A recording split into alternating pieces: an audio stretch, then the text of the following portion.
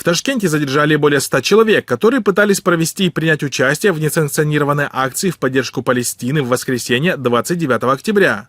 Призывы к проведению акции появились в социальных сетях за несколько дней до этого. Активисты подготовили баннер, копировавший баннер митинга в поддержку Палестины, который прошел в Стамбуле днем ранее, в субботу. На баннере имелись надписи «Плечом к плечу с Палестиной» и «15 суток меня не пугают».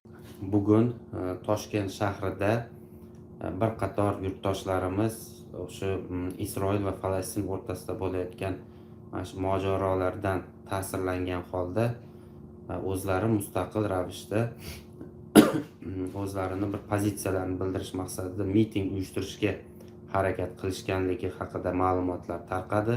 В Казахстане напротив посольства Палестины были вывешены баннера с надписью «Мы с вами». Также несколько женщин пытались провести пикет в поддержку Палестины, но казахская полиция пресекла проведение мероприятия. Свободу Палестине! Свободу Палестине! Свободу Палестине! Мусульмане, объединяйтесь! Помогите мусульманам!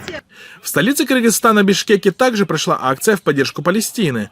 Участники акции пришли в парк имени Горького с плакатами, на которых было написано «Free Palestine», «Stop War» и «Жорогум Досун Палестина» – «Палестина в моем сердце». Как стало известно, местные активисты открыли счета сбора помощи для жителей сектора Газа.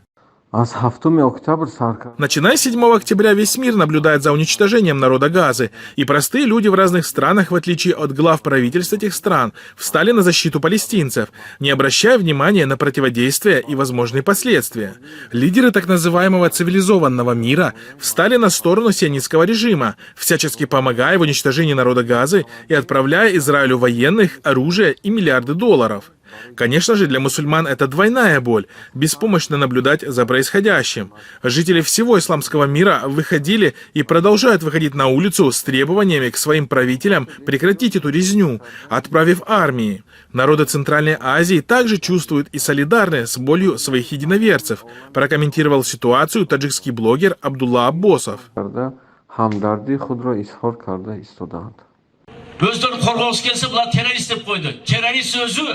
İsrail memleketi. Terörist sözü Amerika Birleşik Devletleri. Terörist sözü Batı Европа.